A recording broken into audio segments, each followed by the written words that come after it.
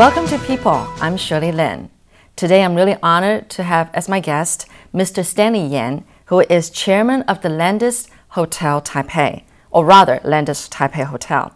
And he's also chairman of the Alliance, which helps children of indigenous tribes, mostly on the east coast of Taiwan. Well, let's welcome Mr. Yen. Mr. Yen, thank you so much for coming. Hi, Shirley. How are you? I'm fine, thank you. Yeah, thank you. All right. Well, you know, I think a lot of people really want to know more about you as a person, about your life. We know so much about what you've done for Taiwan, for the tourism here, the Tourism Bureau and everything. But can we start with, you know, what was your childhood like? We're so curious to know. I know that you were only 1 year old when you moved from Shanghai to Taiwan. Yeah. But what was your childhood like? Well, actually, my father actually have 5 children. Oh. Okay, and we came to Taiwan with 4 of us. Okay. One brother did not make it. Oh. But together, my father also brought along 2 friends' son come over. At that time, some of the family where they have still a lot of big assets, they was little reluctant to remove from China. So they have their kids come along with us. So we came with 6 kids. Wow. Together with my mother. Yes.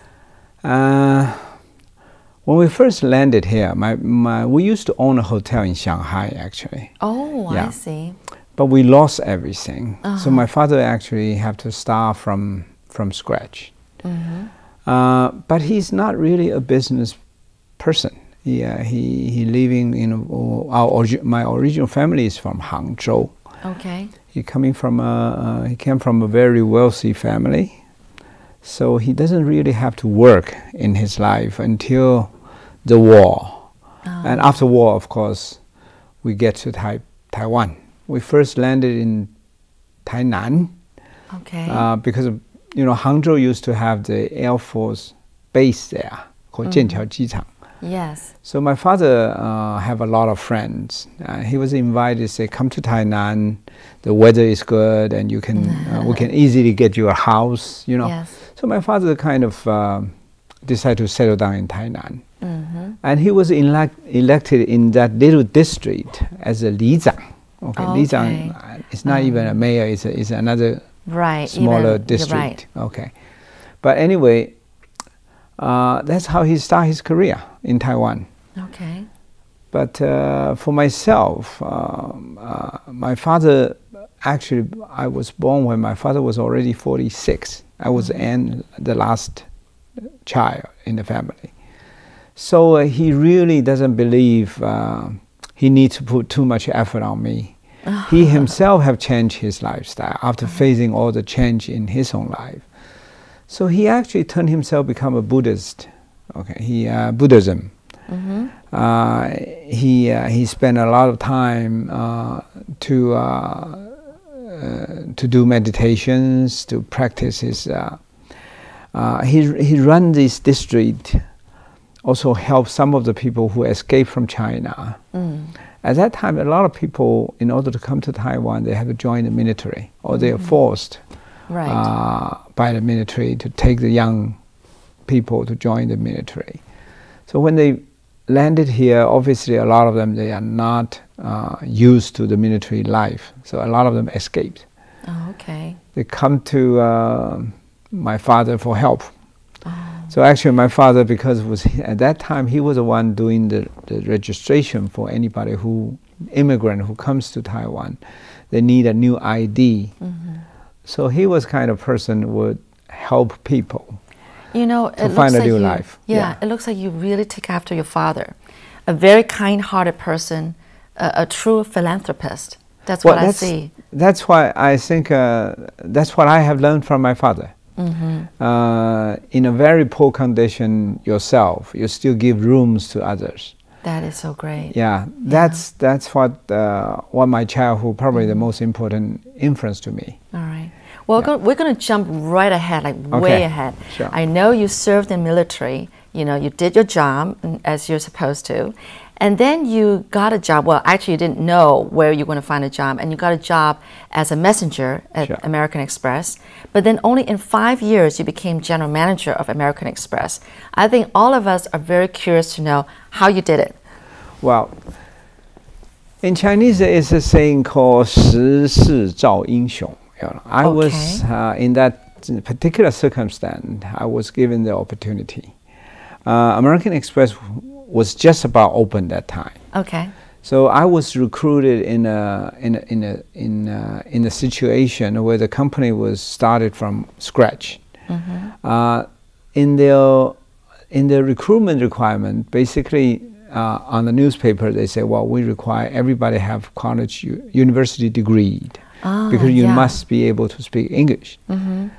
And that was very hard for me because I certainly disqualified for that without being to university myself and just finished the military service. So I was really disappointing. I was looking forward because one of my classmates who graduated from university and got a job, you know. You mean at American Express as well? Yeah. Okay. So he was my neighbor. That was the reason how I know there is opportunity there. Until one day, actually my friend realized I had tried to look for a job for 6 months without being able to get anywhere. Yes. Finally, my friend said, well, we seem to have one possibility to hire someone do not require a university degree. I said, well, what was the job? He said, well, messenger. Okay. For me, my English level, I can't even understand what is the meaning of messenger. I heard about managers, but never know what is messengers. But anyway, I said, whatever job, you know, I'll take it. You know, because without being, you know, you got so frustrated for 6 months without being able to find anything. Yes. So that was my very first opportunity. I went into American Express as a messenger in 1971. Okay, and that was a time where Taiwan actually got thrown out from United Nations. Right. It was a very difficult time for Taiwan. And I wasn't being able to speak English, to be honest. You know, I joined the company. I was like everybody else. I saw Taiwan become an orphan to the world. You know, we won't be able to have any connection with the world anymore. We lost our platform in the political platform in the United Nations. But when I joined, soon after I joined American Express, I find that was totally wrong. Okay, because American Express have a lot of credit card holders, travel check holders. I have, of course, the travelers who comes there. They pick up mails at that time, you know, customer mails at that time. So I was very amazed. One of my job being a messenger is I have to go to the mailbox like 3 times a day. Not for the company, it's mostly for the travelers who was looking for their mails. Okay? Because American Express have 800 offices around the world. And certainly American Express become the mailing address for many customers of American Express. That's very nice of American Express to offer that kind of service. Yeah, at that time, it was very hard. I know. I mean, these people are homesick, you know, so they want to get their letters from their family. So, so suddenly I see a purpose. I saw every time when I went to post office, come back, I always see someone is waiting for me. Oh. And I find, wow. Your job is so important. Yeah, you suddenly realize saying, we are not really totally cut off the relation with foreign visitors. Actually, I soon, it didn't take me a long time to understand, actually tourism is a very important vehicle to making friends for Taiwan with the world. Right. And that was one of the very first inspirations for me about what is the true meaning of tourism. Right. Okay, I surely since then have committed a lot of time trying to be a host for Taiwan. Try to be a host for Taiwan. Nobody had to ask you to do that. You did it yourself. So I immediately self-motivate myself to see the purpose of doing that. Yeah. So I think that is very good opportunity for me to discover myself, to realize I am a person full of passions. I'm a person really like to serve people with a purpose. And that really helped me to discover my real talent. Okay. Since then, I become a very positive person to any kind of challenge. And I want to do a good job, and I see there is a good purpose of doing that. And so then the big boss of American Express noticed you, right? Well, it didn't take too long for him to realize that, because for example, simple reasons. Very often I'm asked by the tourists saying, well, Stanley, would you mind to come back on Sunday to go to the post office because I'm leaving tomorrow, okay? Oh. So I would take the initiative to do that for them. You know, I would every weekend when I supposed to be my day off, I went to the post office just like normal days, you know, to pick up the mail. If I discover the mail, I would call the guys in the hotel. Oh, wow. And remind him his mail have arrived. Oh, okay. So anyway, those are the things was not required by the company because it's my day off, you know. But I would do that, okay. And I sometimes transfer mails when I see someone who have been coming for a few more times and without being able to see the mail, and they're disappointingly they have to leave. So I said, well, why don't you just give me your next address? I'll try to mail it to you. Oh, wow. And I did. At your own expense? At my own expense. Oh. At that time, I don't even know company can compensate you for that. And I only earn like $50 a month. Yes. And half of them have to go to my mother, you know. But I will reach out in my pocket and buy a post stamp and send it for them. So accidentally, obviously, without my notice, there are some people will come back and send me. They would write back some postcards, tell me how grateful they are. Right. And there are people who write directly to the GM. Oh, okay. So you got a staff to did some extraordinary work. Yes. So the GM started to recognize there is someone, okay, are serving the customer with full of passions. So they start to offer me the very first job will require a university degree. You know, at the same time, my English started to pick up. Oh. I finally see a reason and purpose of learning English. Wow. Of course, English is still getting rusty. And I haven't been using them for a long time. Yeah. But yeah, since then, I certainly try hard to pick up my language. Wow. Yeah. How did you exactly learn the language? I mean, for our listeners, you know, Taiwanese people are afraid to open their mouth and speak up because they're afraid to make mistakes. Yeah. If you can, Mr. Yen, tell them how they should be bold enough to open their mouth and speak. I mean, what other advice do you have? Well, if you see any growing up kids, you will never give them a book, ask them to memorize the spellings before you teach them how to speak. But Taiwan education does that. That's the Taiwan education. Yes.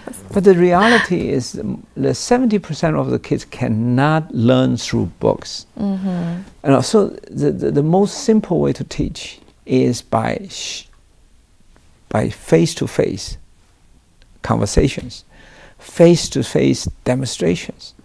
So that's how I learn my English. You know, at school, I hate English because you have to memorize all these vocabularies and all these words. But when you are in a real world, every day you have to talk to people face to face, right or wrong. Yeah, even if you make mistakes, you didn't care if you make mistakes. Yeah. So I turn out to be very positive in learning English. Yeah. But the thing is that we keep telling Taiwanese people to just don't be afraid to make mistakes and just open your mouth and just say it. Sure. What else can you say?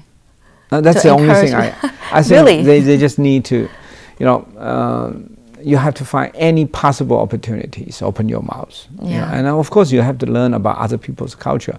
You know, if you don't know about other people's culture, you cannot carry a conversation. You can only speak something out of your own knowledge. Right. And that doesn't go too long. Yeah. The only thing can break through that barrier is that you start to showing interest about what other people came from, what was the reason they are coming over here, or what you can learn out of the conversations. So what was it like being the GM of American Express after you got that job? I was really, American Express have not been doing well for the very first 4.5 years they opened in Taiwan. And they seem to have a policy, if the company cannot work out in 5 years' time, they have a new president at that time just say, just close it down. Okay, that means the market is not serious? ready. Close it down? They was just simply saying, well, I'm willing to invest 5 years. If you can't make it, forget about it. We have a very tough CEO at that time. Yes.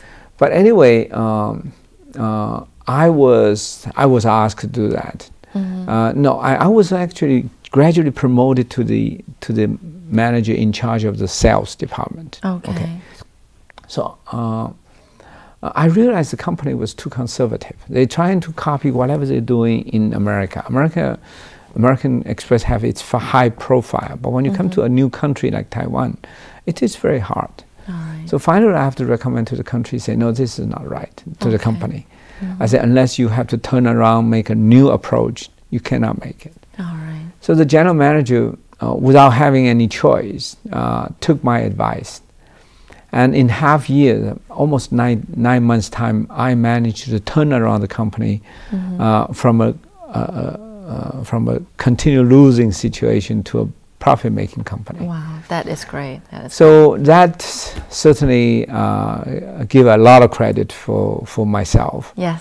So, and the company was at that time was seriously considered to localize the Taiwan operations because we usually have expatriate running the operation.